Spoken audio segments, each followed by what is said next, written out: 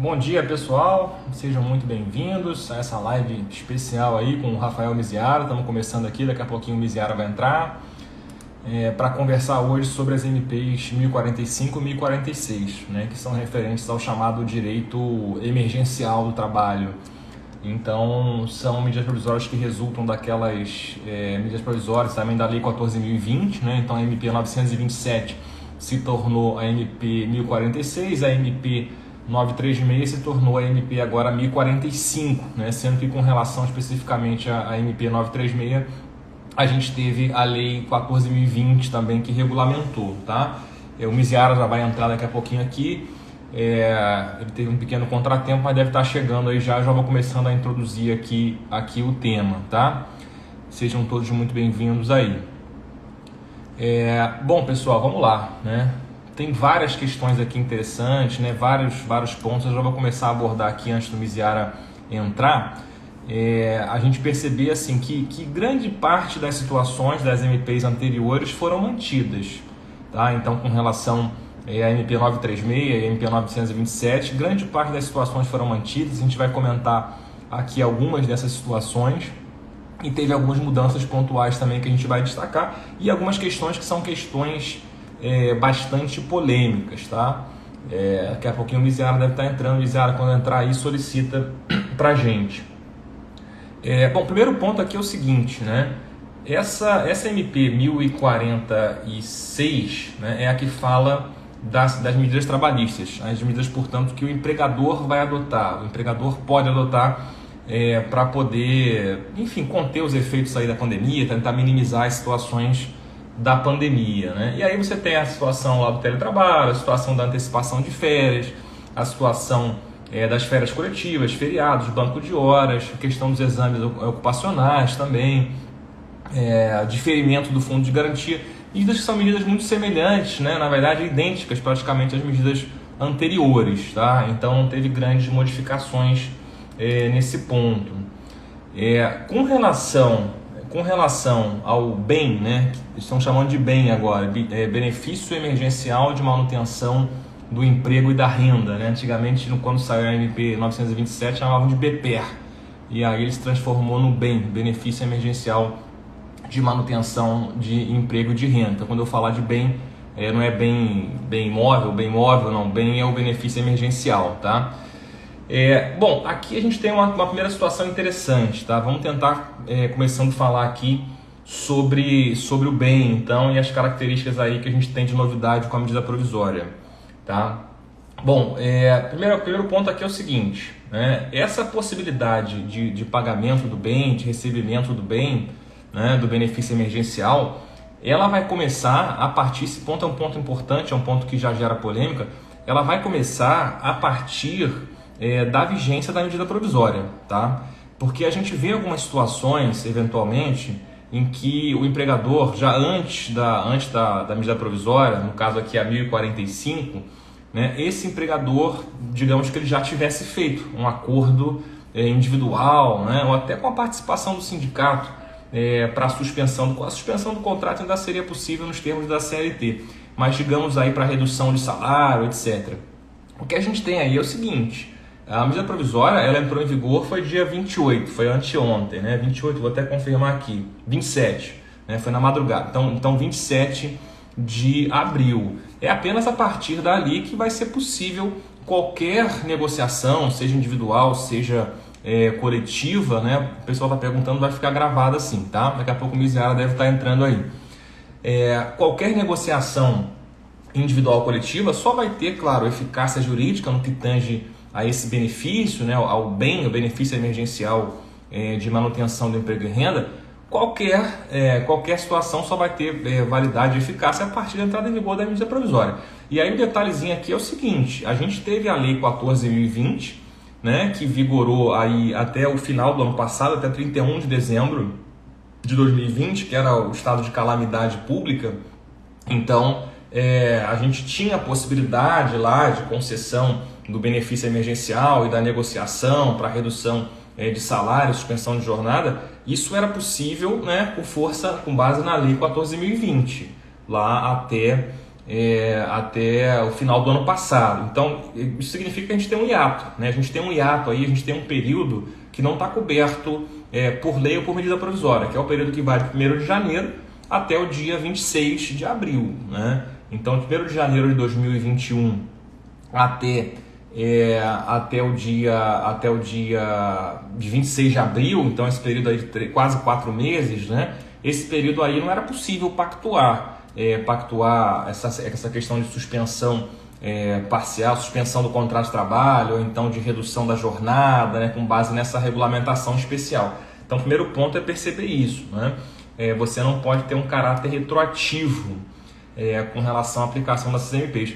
Uma outra situação também é que as próprias medidas também, digamos, trabalhistas especiais, né, as situações que a gente vai comentar aqui com o Miziara daqui a pouco, né, de teletrabalho, a situação de antecipação de férias, etc., também houve esse ato. Tá? Então, existia a possibilidade de ser aplicado isso na vigência da MP, que no caso era a MP 936, né, 936, na verdade era a MP 927, né? Era possível aplicar essas medidas, eram possíveis ser aplicadas, mas a gente vai ter esse período aí entre as duas que você ficou sem vigência. Então, por exemplo, a questão de antecipação de feriados, né? A questão de férias coletivas, férias individuais, a gente tem um hiato aí entre uma coisa e outra, né? Que não ficou possível essa aplicabilidade, tá? Então, esse é um ponto importante aí com relação a essa questão temporal, essa questão intertemporal. Miziara acabou de entrar, agora vai começar a ficar bom o negócio. Miziara já solicitou aqui, já estou aceitando.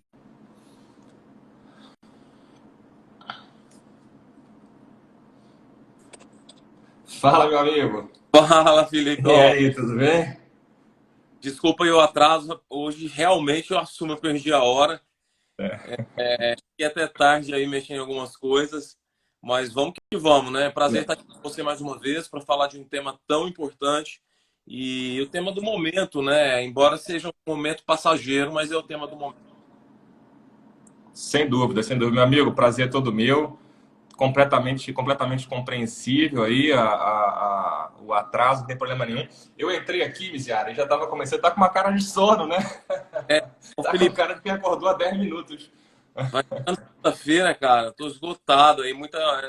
Assim, a pandemia teve suas vantagens, que é ficar em casa, perto da família, mas parece que a gente está trabalhando o dobro, né? Mas Sim, enfim, com bom, certeza. Com certeza. parei alguns pontos aqui para a gente debater também. Beleza. Cara, é o seguinte, eu estava começando a conversar aqui nesse meio tempo que você estava para entrar, eu comecei a falar sobre a questão temporal, né? Eu É, até queria ver se você concorda. Então, para resumir, sumarizando aqui, o que eu falei é o seguinte: a gente tem a Lei 14.020, que foi conversão da MP 936, né? Então, aquela questão do benefício emergencial, que a gente chamava de BPER, passou a chamar de BEM agora, que é Benefício Emergencial de Manutenção do Emprego e Renda. Essa lei, essas medidas da lei do benefício, elas vigoraram até 31 de dezembro de 2020, que era o estado de calamidade, né? E aí a MP veio agora 27 de abril. Isso quer dizer que tem um hiato. Quer dizer, entre 1º de janeiro de 2021 e 26 de abril, né, que foi o dia anterior à vigência da MP, não era possível qualquer negociação nesse sentido aí, de negociação individual, principalmente é, para redução do salário, para suspensão do contrato, nada disso era possível. Então é importante que a gente observe isso. E aí uma pergunta que às vezes já fazem é essa: será que o empregador que já reduziu por um acordo individual, aí digamos que tenha acontecido isso, sei lá, em fevereiro de 2021, quer dizer, nesse ato, portanto, né? Eu entendo que seria, em princípio, não teria validade, não teria eficácia, né? Um acordo individual. O que a gente sabe que pode acontecer, claro, por força da Constituição, é a negociação coletiva. Então, seria possível uma negociação coletiva para redução do salário, aí, claro, com base na Constituição e não com base nas MPs. Você concorda com isso?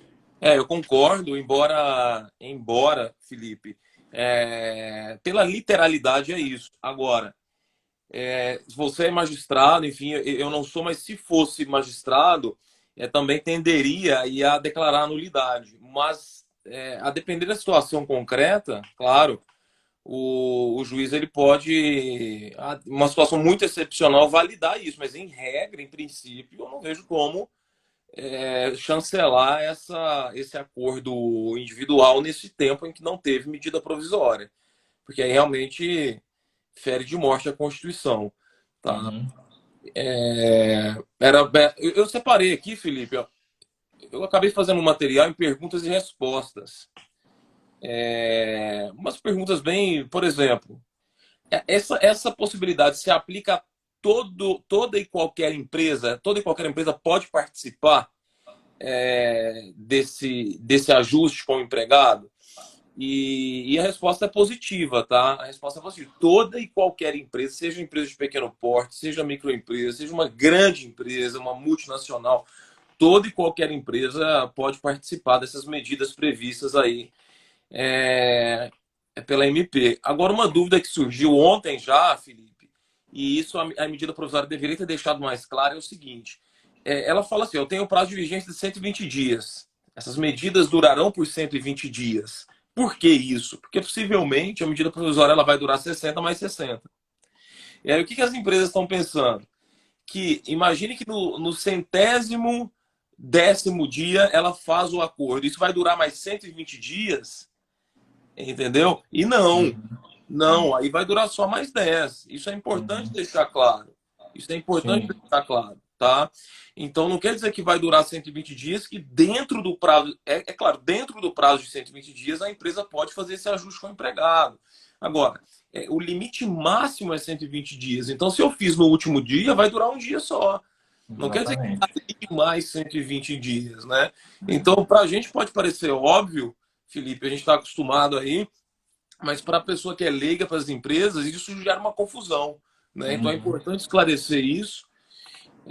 Eu acho até, A única exceção seria se a lei de conversão, né? Eventualmente a lei que converter, ela pode estender esse prazo. Aí a situação muda por força de uma futura lei. Mas o empregador não pode contar com isso nesse momento, perfeitamente. Deixa eu só aproveitar, Misa, você mencionou a questão das empresas, o pessoal às vezes fica na dúvida, porque tem um dispositivo da 1045, que é o artigo 8º, parágrafo 6º, ela menciona a situação do faturamento, o faturamento superior a 4.800.000.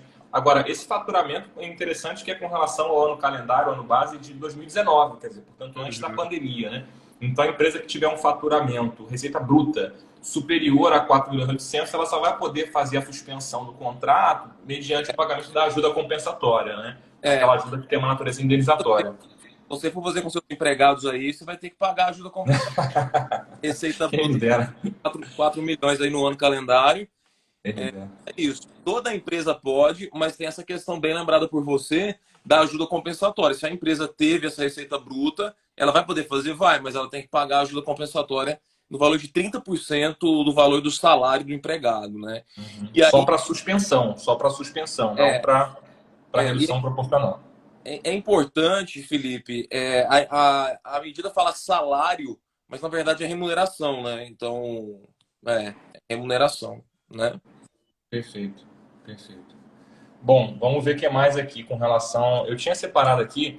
Tem uma outra situação interessante que eu acho que o pessoal também tem muita dúvida, uma situação de polêmica, que é o artigo 12, parágrafo 5º, aqui da 1045 também, que é a situação do acordo coletivo, da convenção coletiva, que vem depois do acordo individual. Eu até estava vendo também um pedaço da live da professora Golia com o Yuri, e aí ela mencionou que e realmente a redação aqui é uma redação bastante ambígua, né? Porque se a gente for no artigo 12, parágrafo 5º da MP 1045, ela menciona a situação em que, após a pactuação do acordo individual, você tem a pactuação de um acordo coletivo, de uma norma coletiva de forma mais geral, né? E aí a MP prevê a aplicação das condições estabelecidas no acordo individual em relação ao período anterior. Então, quer dizer, se foi feito por acordo individual, depois vem o acordo coletivo, né? Então, em relação ao período anterior à norma coletiva, não tem dúvida nenhuma. Você aplica somente o acordo individual. E aí, com relação ao período posterior, quer dizer, o período, portanto, em que você já tinha um acordo individual e aí vem um acordo coletivo depois, aí a gente tem os dispositivos que são aparentemente conflitantes, porque o inciso segundo menciona assim, prevalência das condições estabelecidas na negociação coletiva, naquilo que conflitarem com as condições estabelecidas no acordo individual. Então, aparentemente, dando preferência para o acordo coletivo em relação ao acordo individual, no período posterior. Só que aí vem o parágrafo seguinte, que é o parágrafo 6º, e coloca assim: Quando as condições do acordo individual forem mais favoráveis ao trabalhador, estas prevalecerão sobre a negociação coletiva. Então, na verdade, a gente tem um conflito. E aqui me parece que a regra para a interpretação disso seria o princípio da proteção, né? Aquela ideia do indúbio pro operário. Se eu tenho um dispositivo que é ambíguo, que claramente é o caso aqui, realmente a redação é até contraditória do parágrafo 6º com o parágrafo 5º, inciso 2º, só nos resta aqui aplicar a situação mais benéfica. Então, se vem a convenção coletiva após o acordo individual, né, eu vou ter que verificar com relação a esse período posterior, eu vou ter que verificar o que é mais benéfico para o trabalhador, seja no acordo individual ou na coletiva. Vou aplicar isso, concorda? Não, concordo perfeitamente. Aqui eu concordo, tranquilo. Mas eu concordo, mas não acho conflitante. Mas eu concordo, eu entendo a sua solução e concordo com ela. Trocando em miúdos, se eu tenho uma negociação coletiva, um acordo ou uma convenção coletiva, após o acordo individual, ela vai prevalecer, salvo se o acordo individual for mais benéfico. Princípio da norma mais favorável, né? Sim, isso eu acho que é bem claro. Porque assim, uma leitura inicial, é claro que a gente está lendo agora, a gente está... Ficou mal redigido. Olha, amiga é para essas coisas, né? A gente com essa cara de sono aqui, a Vólia entra e fala lindos. Ela falou aí, eu nem vi. Mesmo, né? Obrigado, professora. Um beijo pra Vólia aí. Obrigado aí também pela live. Raquel Maciel, Fabiano, todo mundo entrando aí. Acabou que para mim eu não estava subindo aqui. O que mais, Miziara? Quer puxar algum tema aí ou quer que eu puxe? Não, sim. Tem a questão. Como que a questão das gestantes, né? Sempre gera muita dúvida a questão da gestante e se essa medida provisória ela pode ser aplicada a todos os empregados, tá? Olha, a medida provisória ela pode ser aplicada para a maioria dos empregados, tá? Mas alguns não, como por exemplo quem está com aviso prévio, né? Quem está recebendo benefício continuado da Previdência, como aposentadoria, salário maternidade, ou se estiver participando de programa de qualificação profissional. Então, esses empregados, tá, não podem, mas aprendiz pode, empregado doméstico pode, quem está com jornada... Agora, essa questão do aviso prévio tem uma ressalva, né? Tem. Porque o artigo 19 ele menciona que as partes podem optar por não aplicar. Isso, eles podem cancelar o aviso prévio, né? E aí ele vai para o... até um grande abraço ao professor Luiz Fabre aí também. Nossa, Fábio. Grande figura aí.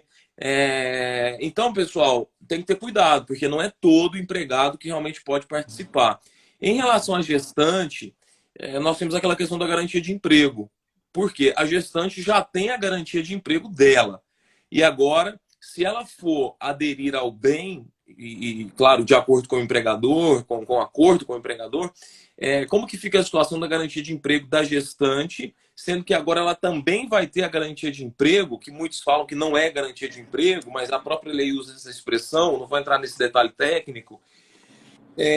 Como que ficará a contagem da garantia de emprego da gestante? Ela só vai se iniciar o prazo de garantia de emprego quando acabar a garantia de emprego constitucional. Lembrando, desde a gravidez até 5 meses após o parto. Quando terá 5 meses após o parto, vai começar a fluir o prazo da garantia de emprego da gestante, tá? Perfeito. E essa garantia, lembrando que é por um tempo equivalente ao tempo em que aconteceu a suspensão do contrato ou a redução proporcional. Quer dizer, uma vez encerrado esse período, o tempo que o trabalhador, a trabalhadora ficou ali naquela situação excepcional, esse tempo vai ser, digamos, duplicado, né? Ele vai ser espelhado para mais um período para frente. Isso mesmo. Espelhado é uma boa expressão. O que acontece, né? Ele bate um período ali, ele espelha igual ali por mais um período. Uhum. E, Felipe, se o empregado faz o acordo com a empresa pode solicitar o retorno a qualquer tempo? Eu quero que você volte amanhã. Eu não quero mais a redução, a suspensão. A medida provisória tratou disso, né? A medida provisória tratou disso, falando que é possível. Desde que haja que no caso de suspensão haja uma espécie de aviso prévio aí de 2 dias, tá? Então o empregador avisa e dali 2 dias o empregado deverá retornar ao trabalho. Tá? Então, uma comunicação prévia informando que irá antecipar o fim da redução ou da suspensão. Tá? E ela fala que, no caso de suspensão, o contrato será restabelecido 2 dias corridos depois da comunicação referida. Tá? Uhum. E aí, uma vez que o trabalhador retorna, é claro, evidentemente, o salário, né, a situação, no caso de redução proporcional, ele volta ao normal e cessa o direito ao benefício. Né? E tem uma situação também que o empregador tem que comunicar, é o prazo de 10 dias, salvo engano é esse, né? Uma vez que deflagra a medida, né? Comunicar o Ministério, né? O Ministério da Economia, né? Então, uma vez que ele deflagra a suspensão do contrato ou a redução proporcional do salário de jornada, ele tem prazo de 10 dias para comunicar, né, ao Ministério da Economia. E aí, se não comunicar, isso vai refletir, os prazos eles vão ser modificados, né? Porque o benefício ele vai ser recebido, o primeiro benefício pelo trabalhador, 30 dias após a celebração do acordo. E aí, uma vez que o empregador, condicionado ao fato de que o empregador comunique em 10 dias ao Ministério da Economia. Se o empregador não comunica, ele vai ficar responsável pelos salários de todo o período ali, e aí você vai ter 30 dias, então, para a implementação do benefício, 30 dias a partir da comunicação. Leonardo lembrou aqui ao sindicato também, é justamente isso, né? E aí a comunicação ao sindicato, a gente sabe que algumas empresas têm sido autuadas nessa situação de não conseguir comunicar ao sindicato, né? E aí até uma situação que às vezes fica um pouco difícil na prática da empresa, como é que ela vai comunicar, alguns sindicatos fechados ou com dificuldade de comunicação? Entendo que o importante para a empresa é ela mostrar que foi diligente, né? Então o princípio aí é boa-fé objetiva. Ela tem que mostrar que tentou, que enviou carta, que enviou correspondência eletrônica, e-mail, o que quer que seja, né? E ela teve iniciativa, porque não pode ela ficar parada, não comunicar nada, porque aí ela vai sujeitar uma infração administrativa. E tem a discussão também de nulidade, né?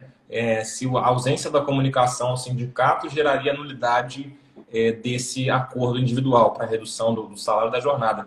Eu, assim, você sabe que eu tenho minhas críticas, né? Quando saíram as MPs lá atrás, eu tive uma visão muito crítica, enfim, porque eu acho que a Constituição é muito clara, lá no artigo 7º, inciso 6º, ela exige negociação coletiva. Eu tenho muita dificuldade de conceber contra o texto expresso, né? E aqui tentando ser positivista, né? Como colocam hoje em dia.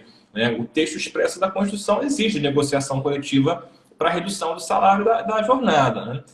Mas o Supremo bateu o martelo, a DI 6363, e a gente, claro, a gente tem que seguir, né? Então, é uma interpretação nova, mas ainda subsiste um pouco a discussão da comunicação. Você acha que a ausência de comunicação ao sindicato geraria uma nulidade ou seria só uma Não, infração? um gancho na sua fala aí, só para fazer uma crítica a alguns setores da doutrina que eles falam. Hoje há, né, na linha aí, não que eu discorde ou concorde, eu só acho incoerente.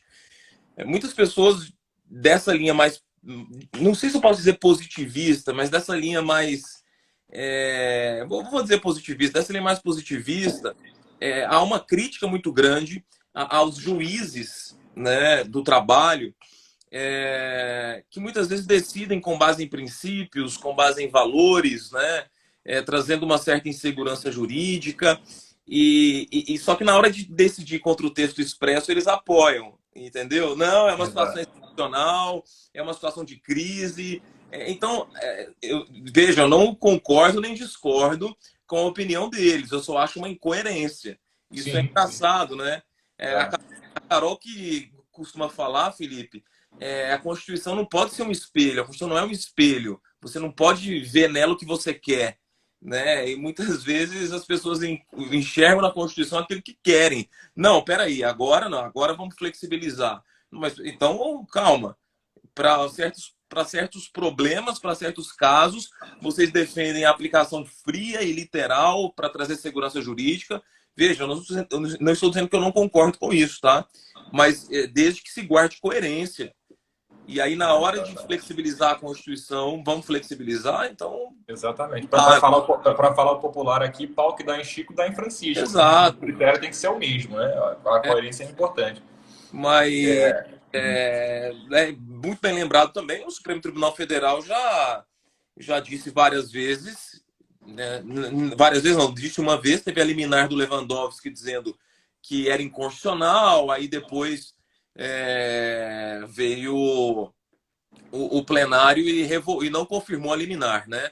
Chegamos aí, chegou um grande constitucionalista aí, meu amigo, professor Gustavo Calçado, que bem mencionou, a jurisdição constitucional deve constranger os intérpretes julgadores.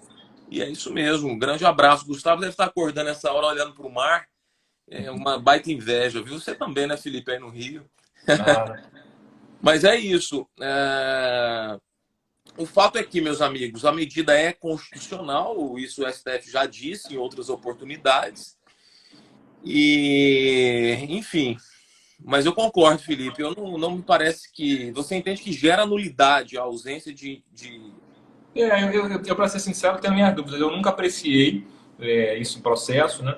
Mas, assim, na verdade, a partir da premissa de que o Supremo validou, né, ele parece que é muito mais uma comunicação formal ali, né?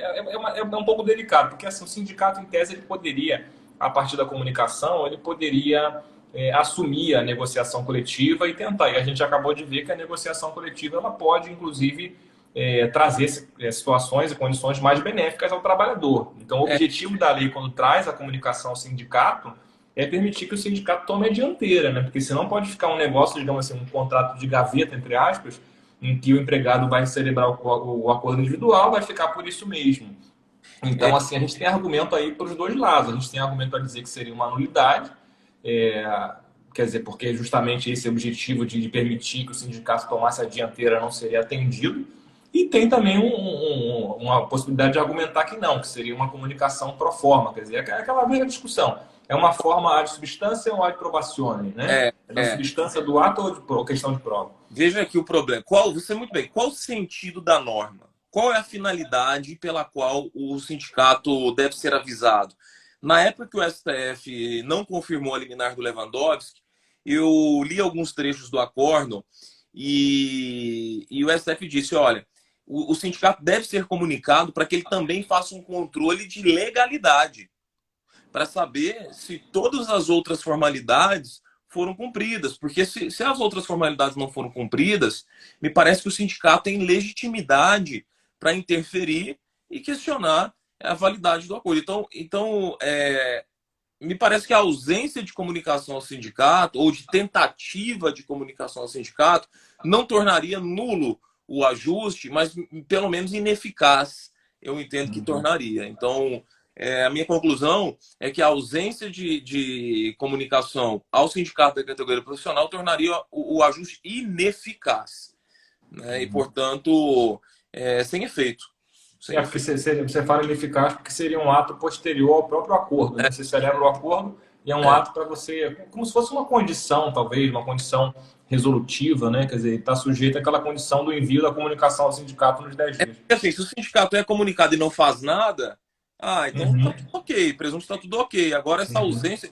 Quer dizer, nós já estamos flexibilizando uma norma constitucional, a gente tem que lembrar disso. Exato. O STF já permitiu a flexibilização de uma norma constitucional e disse, não, o sindicato tem que ser avisado. Então, peraí, aquela decisão... É o mínimo, né? É o mínimo. A decisão do Supremo, embora isso... Eu não me lembro se constou da conclusão final, mas pelo menos está ali dito em obter dictum. Então, peraí, a gente vai passar por cima também de uma decisão que já flexibilizou a Constituição? Então, sim. tem que... Não, e é o texto expresso da lei, né? Então, assim, se é uma situação tão excepcional, é seguir o texto expresso da lei. E pensando aqui em termos de categoria jurídica, você sabe que eu gosto de pensar na natureza jurídica das coisas, aqui talvez a gente pudesse enquadrar como condição resolutiva. Eu acho que você colocou muito bem. Eu acho que não é uma questão de nulidade em si, como alguns têm dito. Por quê? Porque o ato em si ele é válido. O acordo individual foi praticado, ele é válido. Mas ele está sujeito a uma condição resolutiva, qual seja a comunicação ao sindicato em 10 dias. Se não comunicar ao sindicato em 10 dias, ele perde eficácia. É claro que aí, para problematizar, o que pode acontecer o empregador comunica não em 10 dias, comunica em 15 dias. E aí, será que perde eficácia também? Ou será que seria... A finalidade foi cumprida. A finalidade foi cumprida. Né? Se for um atraso pequeno, eu acho que daria para relevar. Agora, e se ele comunica depois de 60 dias, por exemplo?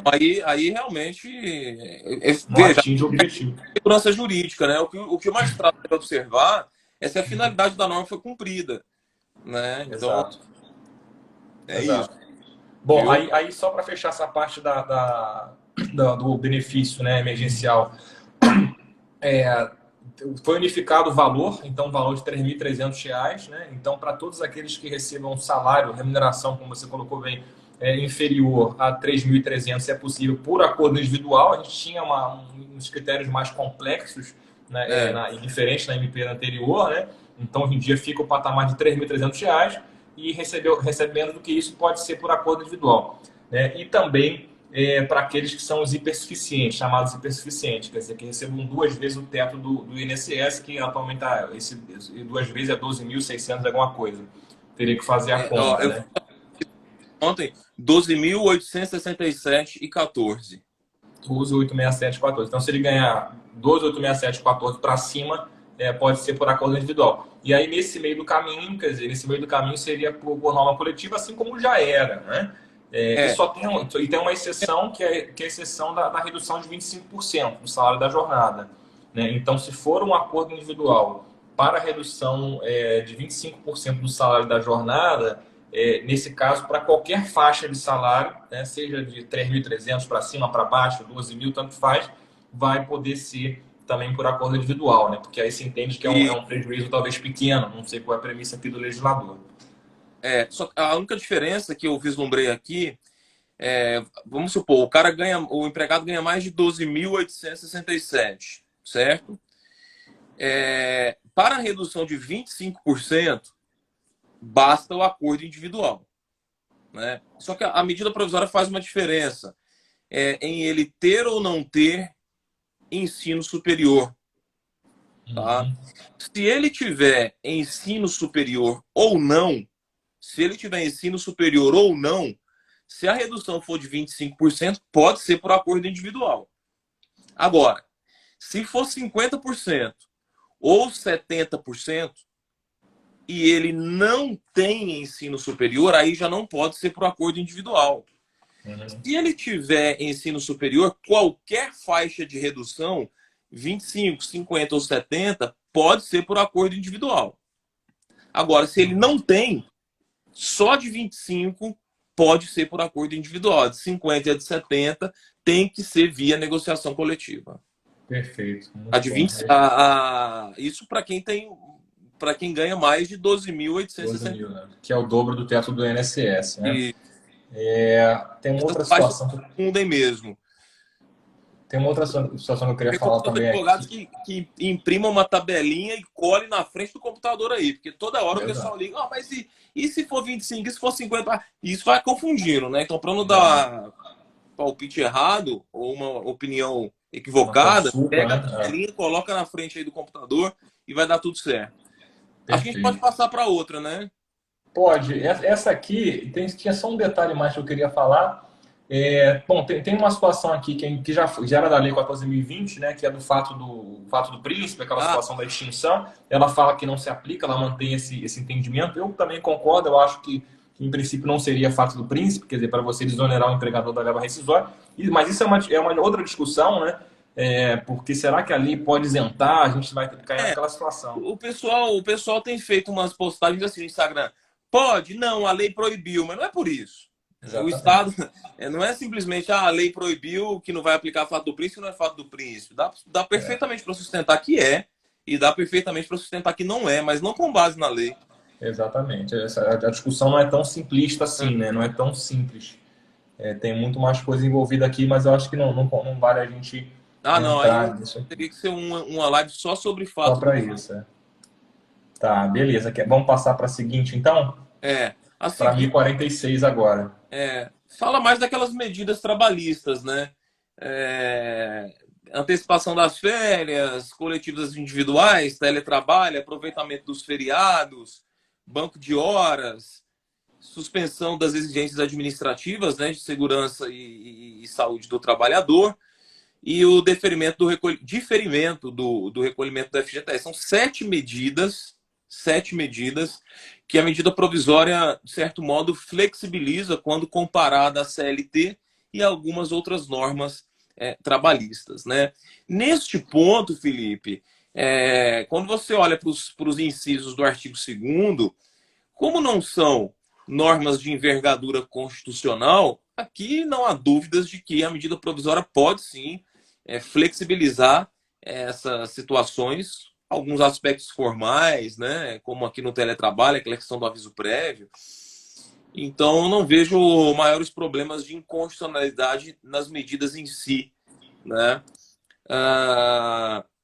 E aqui basicamente repetiu a medida provisória 927, com algumas pequenas diferenças, como, por exemplo, quando fala da antecipação dos feriados antes religiosos, né? Agora diz, incluídos os religiosos. Só esse detalhe, né? Isso vai ser questionado, porque, enfim, como fica a liberdade religiosa do empregado diante dessa situação? Ele vai ser obrigado a trabalhar no feriado religioso? Eu entendo que não.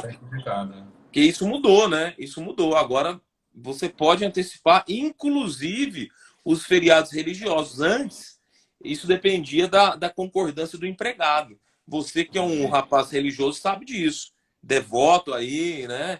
As coisas divinas, vai ter problema. Imagina se o TRT resolve antecipar os seus feriados aí, Felipe. Como vai ser no dia? Teve uns que foram antecipados já aqui na verdade, eu estava até de férias e aí anteciparam, né? Acabou que todos os feriados eu perdi. Mas assim, eu trabalhei no 21 de abril, que era o feriado de Tiradentes, né? E 23, que aqui no Rio é São Jorge também. Então, pra gente é um feriado que já. E o São Jorge já é um feriado religioso, né? Enfim, já essa é uma discussão. O Fábio Zanão, o doutor Fábio Zanão, que é um advogado bem conhecido aí da área sindical, ele está dizendo aqui, ó, muita coisa da 1046 já integram diversas convenções coletivas de trabalho. E é engraçado esse fenômeno, viu, Felipe, que aconteceu. Muita coisa que estava na MP, que perdeu a vigência, que era a 927, serviu de inspiração para as normas coletivas. Né? Quer dizer, apesar da medida provisória 927 ter perdido a sua vigência, ela teve um efeito engraçado, que foi exatamente de influenciar a negociação coletiva, as que vieram depois. Né? Porque a lei já permitia, né? Então o negociado prevalece sobre o legislado, então vamos incorporar essas situações nas convenções coletivas de trabalho. Né? A única mudança aqui realmente foi que, quer dizer, na verdade, pela MP, essa 927, né, que se tornou a 1046, isso poderia ser feito, inclusive, por acordo individual, né? E aí, claro, qualquer medida trabalhista que seja feita contra a lei, mas por acordo individual, ela vai ser contestada, né? E aí surge uma outra indagação, né? A indagação, e aí, eu tenho uma norma coletiva autorizando que seja por acordo individual, seria possível? Eu até acho que seria possível, né? Por exemplo, a questão das férias, né? A questão agora, assim, são coisas bem delicadas, porque, por exemplo, no caso das férias, uma situação que me preocupa bastante, a situação de antecipação de férias futuras, que já vinha nas empresas antigas e agora ela é repetida, né? Então a gente sabe, tudo bem, mas será que isso tem um limite, né? Será que o empregador pode antecipar as férias, digamos, de 3 anos para frente? E esse empregado vai ficar 3 anos sem férias. Aí até o Guilherme Feliciano, nosso professor, ele colocou, eu lembro que na época das MPs anteriores, ele colocou a opinião de que seria, na verdade, férias futuras, mas que tivessem um período aquisitivo dentro da vigência das MPs. Então, dentro do período de calamidade, ele não admitiria isso para o futuro, né? Porque pelo texto das MPs você não tem essa limitação. Eu fico me perguntando se a convenção coletiva tiver essa previsão, mas agora não, porque a própria MP já está autorizando, mas se fosse uma coisa que viesse sem a previsão legislativa autorizando, acho difícil. Só por norma coletiva, seria bastante duvidosa a validade disso. Não, acho difícil. Não me recordo se o 611A e o 611B fala alguma coisa sobre isso, mas sobre férias, mas acho que sim. Antecipação não. Mas sobre férias em si, me parece que seria um objeto ilícito, né? Só antecipar as férias sem medida provisória, eu acho complicado. Não me recordo bem se o 611 fala, mas quase certeza que sim, tá? Ô Felipe, uma coisa que aconteceu muito muito mesmo. Antecipava as férias, imagine aí, antecipou 2, 3 períodos de férias e o contrato de trabalho é rompido, certo? O que o empregador quer? A empresa muitas vezes quer descontar das verbas rescisórias as férias que foram antecipadas. Aí, neste caso, eu acho bem complicado. Muito complicado, porque a antecipação das férias é uma opção mais do empregador do que do empregado. Né? Então, e depois você querer descontar das verbas rescisórias ou deduzir das verbas rescisórias esses valores de férias antecipadas, eu acho bem complicado, muito Mas restritivo. tem a previsão, né? Eu tava vendo aqui, tem a previsão na NP, na 1045, 1045, sempre estou confundindo os números, na 1046. Na Tá. 1046, é o artigo 10, parágrafo único. As férias antecipadas gozadas, cujo período não tenha sido adquirido, serão descontadas da verba rescisória devidas ao empregado no caso de período de demissão.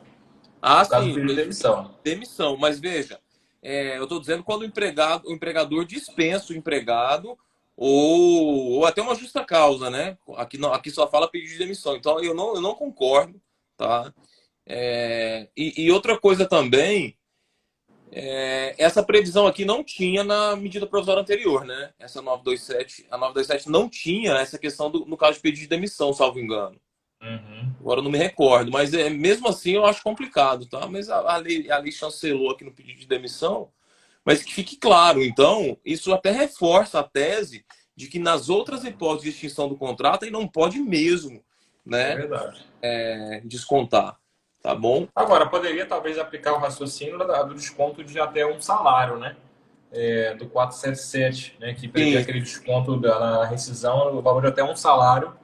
Talvez fosse uma tese aí, mas realmente eu tendo a concordar com você, porque se a MP ela restringiu lá no artigo 10, ela restringiu, quer dizer, quando o trabalhador pedir demissão, as férias vão ser descontadas, as férias futuras que ele gozou vão ser descontadas. A é, contrário senso, nas demais modalidades, quer dizer, principalmente na situação da rescisão indireta e também na situação da dispensa, né? Porque na dispensa por justa causa é outro problema também, né? E se for aplicado a justa causa, né? Será que pode descontar as férias futuras que foram gozadas? Vai ser igual ao pedido de demissão ou vai ser igual a dispensa sem justa causa, né? Você vê, é uma situação polêmica aqui que a lei não trouxe. Essa situação vai é. acontecer. Tenha certeza que vai acontecer esse tipo de discussão, né? Tô tentando ver aqui o 611A e o B sobre as férias, né? Ele falou que será objeto ilícito de convenção coletiva o gozo de férias anuais remunerada, tal, tal, tal. Então, realmente, sem, sem, sem a lei, por norma Não coletiva. seria possível. Tem uma pergunta interessante aqui da Valkyria. Se o empregado não quiser assinar o banco de horas individual, o empregador pode implementar ainda assim?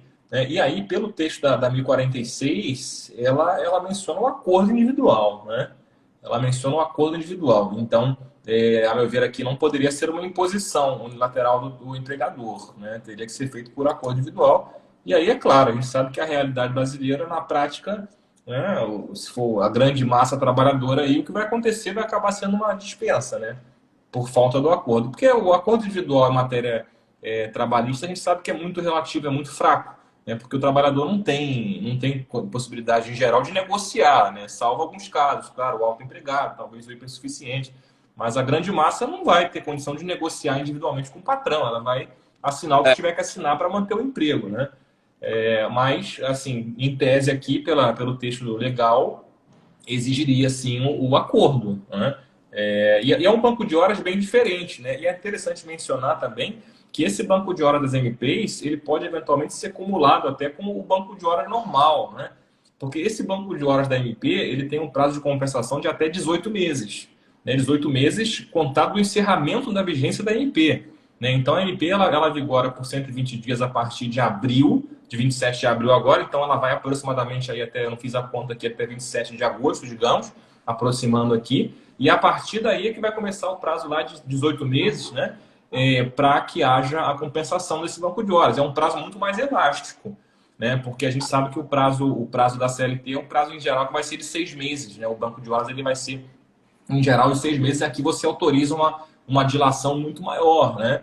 E o que é outra situação também bastante discutível, né? Porque é uma situação também que imagina um trabalhador ter que fazer hora extra aí durante 18 meses, trabalhar 10 horas, né?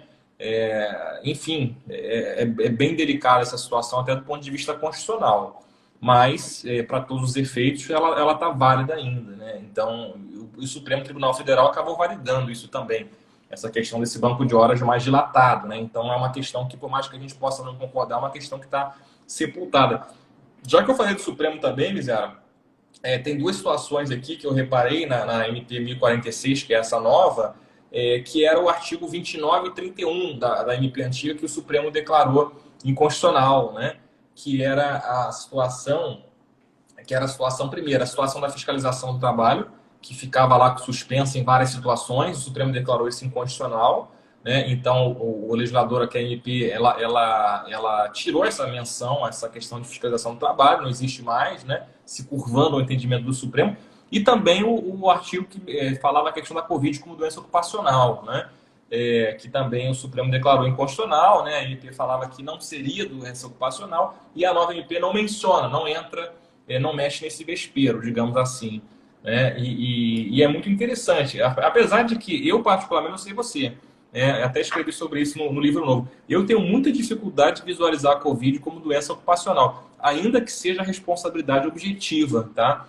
Porque se fala o seguinte, olha, responsabilidade objetiva, quer dizer, o empregador responde independentemente de culpa, né? Mas tudo bem, mas dizer que não tem que ter culpa não quer dizer que não tem que ter nexo causal, né? É, Então, o nexo causal ele faz parte da responsabilização. E eu fico me perguntando, a não ser que a gente parta para um nexo causal presumido. É isso que está sendo defendido aí por muita gente, né? Mas presumir nexo causal, eu tenho dificuldade de presumir nexo causal, até porque a gente sabe, né? A pandemia aí, né, é tão devastadora, é tão triste, né, o que está acontecendo no Brasil, né? No Brasil especialmente, no mundo, mas no Brasil especialmente. Mas eu fico pensando o seguinte: tudo bem, o cara trabalhava num local que em tese estava sujeito a mais contaminação, né? Estava sujeito ali para um mercado, numa farmácia, sei lá.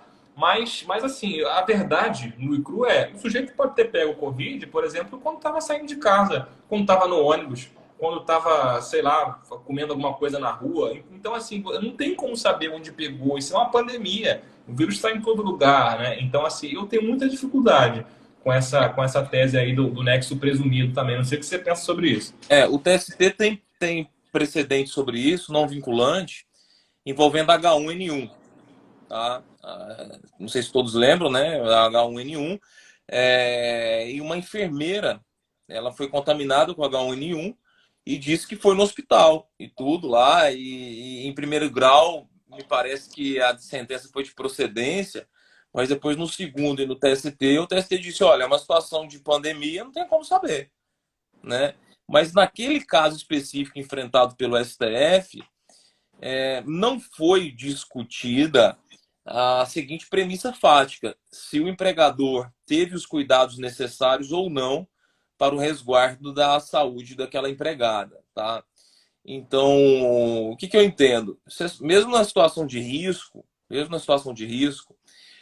como hospital e outras atividades, se o empregador ele cumpriu todas as normas de saúde, higiene e segurança do trabalho, eu acho complicado mesmo você presumir aí esse nexo causal, né? Agora, mesmo nessas situações de risco, se a empresa, se ficar demonstrado nos autos que a empresa foi totalmente desleixada quanto a cuidados mínimos, nós temos duas saídas nesse caso. Imagine aí que a empresa não fez nada, né? Não forneceu EPI direito, foi um total descaso aí com os cuidados dos empregados da área da saúde, enfim. Tem duas saídas, alternativas ou aplicadas cumulativamente. O TST tem julgados recentes dizendo que quando a atividade é de risco e o empregador eleva exponencialmente esse risco, colocando o empregado numa constante situação de angústia, isso gera dano moral in re ipsa. Então, vê, você já exerce uma atividade de risco. Isso por si só não enseja danos morais. Se o empregador, com sua conduta, eleva exponencialmente o risco, como, por exemplo, não adotando medidas básicas de saúde, higiene e segurança do trabalho, e colocando o empregado numa completa situação de ansiedade, angústia, isso gera dano moral em ré ipsa presumível, tá? Uhum.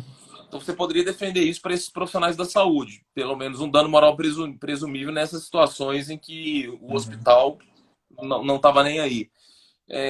E aí também, nesse caso, presumir o acidente de trabalho, né?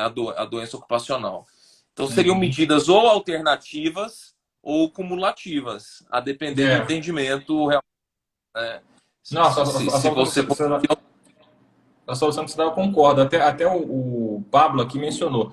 Ah, e se for um frigorífico, até o exemplo que você estava colocando aí, um frigorífico que não observa as normas de segurança e saúde. Eu concordo contigo. Eu acho que o fato de o empregador não observar as medidas lá de segurança, de saúde, que possam minimizar esse risco, né, que possam conter, isso para mim, concordo, gera um dano moral em ré ipsa, né? E claro, se o empregado se contaminar, ainda mais.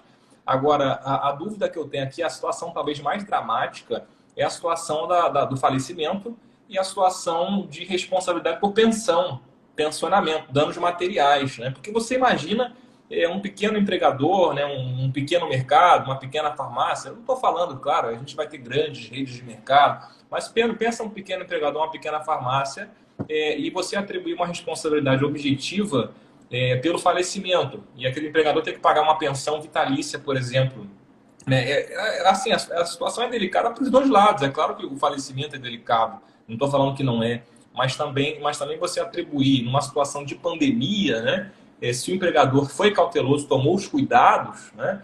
Então, assim, eu partiria para dizer, assim, concordando contigo, eu diria, olha, se ficar demonstrado ali de alguma forma, né, que o empregador contribuiu para o aumento daquele risco, você tem um indício ali, pelo menos, de que a contaminação aconteceu no ambiente de trabalho. Você nunca vai ter certeza do nexo causal. A verdade é essa. Não há certeza de nexo causal em doenças de pandemia. Não tem como. Mas, diante dos elementos, talvez, de contribuição ali que agravam o risco, você poderia presumir, talvez. Agora, na situação inversa, na situação em que o empregador toma todos os cuidados, né, principalmente uma pequena empresa ali que está funcionando, tomando os cuidados e tal, eu acho que é uma medida muito drástica também. eu não vou Essa. presumir, Felipe, até porque nós temos aí a súmula lá da dispensa discriminatória. Ah, não dá para ter certeza que foi dispensa discriminatória, mas dá para presumir. Uhum. Então, olha que interessante esse caso da H1N1. Só para a gente encerrar aqui, que eu já começou a aula 8h30 lá no doutorado, e hoje é com Lewandowski, um cara que eu gosto Rapaz. bastante de ouvir. Você deveria estar fazendo essa disciplina, inclusive. É. Olha o que aconteceu. O hospital disse. Falaram, ó, o hospital não tem como provar que não foi lá. Teve um caso interessante, e aí vou deixar para reflexão, que uma enfermeira se contaminou com uma doença, não me lembro qual doença era, mas era contato com sangue. Eu acho que era alguma coisa que pega contato com sangue. E foi questionado, mas peraí, o hospital não tem. Foi o vírus HIV, ela se contaminou com o vírus HIV e processou o hospital.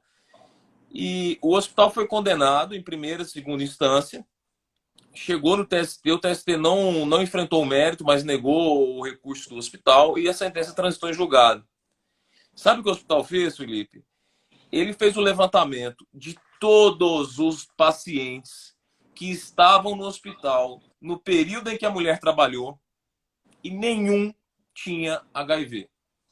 Então, o Caramba. hospital conseguiu provar que não foi lá. De Muito todos os interessante. pacientes que ela teve contato no período, nenhum tinha o HIV. Eles ajuizaram uma ação rescisória. Só que o TST não aceitou a rescisória porque disse que era uma prova, não era prova nova. Porque isso já era possível ter sido feito à época e não foi, né? Mas É veja, muito, muito interessante. E processualmente é uma situação de prova de fato negativo. Que é é, muito difícil a prova do fato negativo, mas nesse caso é uma negativa relativa. foi, Quer dizer, uma negativa. Né? o hospital conseguiu, ó, não teve contato aqui, então realmente. Uhum. Felipe, mas eu Mas, vou ter que te abandonar agora. Faltam três maravilha. minutos. Tem essa aula aí do Lewandowski. Tranquilo, tranquilo. Foi E, ótimo, meu amigo. Obrigado aí pelo papo. Aprendi muito contigo, como sempre. Me imagina. diverti também, né? Não, é uma pequena contribuição aí. Muitas pessoas já fizeram live, né? Uhum. Parece uma. uma corrida de 100 metros, quando sai uma lei nova e tudo, o pessoal fica louco, rapaz. Eu falei, ó, primeiro eu vou ler a medida É provisória, isso. né, e Com tudo, calma. e trazer algumas contribuições e agora esperar, né? Se Deus quiser, É. isso vai As passar coisas logo, vão assentando. não vai precisar de medida provisória mais não. Com certeza, se Deus quiser. Valeu, meu amigo. Um abraço a todos Você aí. aí, viu, meu amigo? Valeu. Tchau, tchau. Tchau, pessoal. Obrigado.